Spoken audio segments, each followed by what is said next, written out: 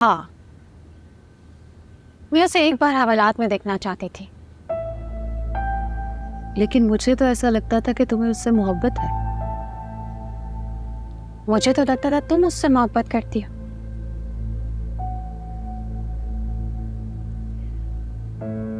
मोहब्बत हर इंसान सिर्फ अपने आप से करता है।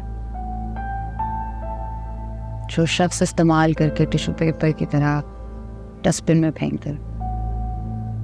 उसने तो मुझे उस वक्त धोखा दिया जब मैं मोहब्बत के जज्बे पर यकीन रखती थी। मुझे लगता है कि अहमद ज़रियाब ने अगर अपनी जिंदगी में किसी से मोहब्बत की है तो वो सिर्फ हुस्ना है। वाकई? हाँ। और हुस्ना ने उसे ऐसे रद्द किया है जैसे वो हम सबको करता था। ये देखो।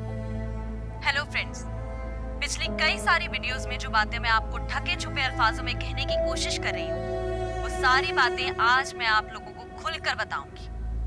वो सारी वजूहात जो पैनी साहिबा की मौत का सबब बनी। अफाकी साहब ने ये अपनी वेबसाइट पे भी छापा था, लेकिन आज अफाकी साहब वो सारी असल हकीकत आपको खुद बताएंगे। आइए अफाकी साहब।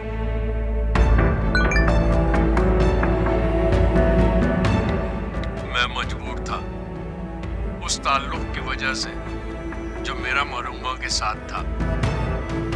उनकी तकलीफ, उनकी बेबसी को मैंने महसूस किया। फ्रेंड्स, यही नहीं और भी बहुत सारी लड़कियां, बल्कि जहारा वो तो उनको अपना उस्ताद मानती थी। मैं आप लोगों को दिखाती हूँ किस तरह से ऑटोग्राफ के बहाने इश्क झाड़ा गया है। देखिए देखिए किस तरह से लिखा गया है। यही नहीं, एक तस्वीर भी आप लोगों की नजर करूंगी। कहाँ से आपको लग रहा है कि ये एक उस्ताद और एक शागिर्द की तस्वीर है? जहारा, बल्कि मैं शायरी पढ़कर सुनाती हूँ कि क्या लिखा है इन्होंने। उस नीली चिड़िया के लिए जो अचानक ही मेरी खिड़की पे आके बैठ गई। चिड़िया प्यारी, जब ये किताब पढ़ो तो उस शायर को भी याद रखना जो तुम्हारे सहन में लगे दरख्त पे रेशम के ताने बाने से बुनी गजलें टांग जाता था। ये नज़्में पढ़ते हुए जाने तुम कहाँ होगी और तुम्हारा शायर कहाँ, मगर वो गजलें हमेशा रहेंगी, हमारी कहानी सुनाती रहेंगी। फकत तुम्हारा ज़रियाब।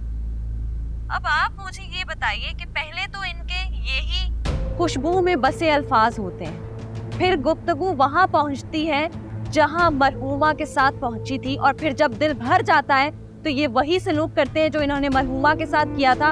इस तरह से फेंक देते हैं जैसे कि इस्तेमाल शुदा टिश्यू। जहारा,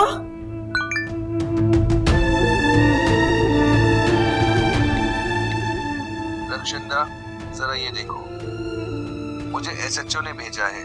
कह रहा था अब मुश्किल हो जाएगा जहारा का नाम गायब करना।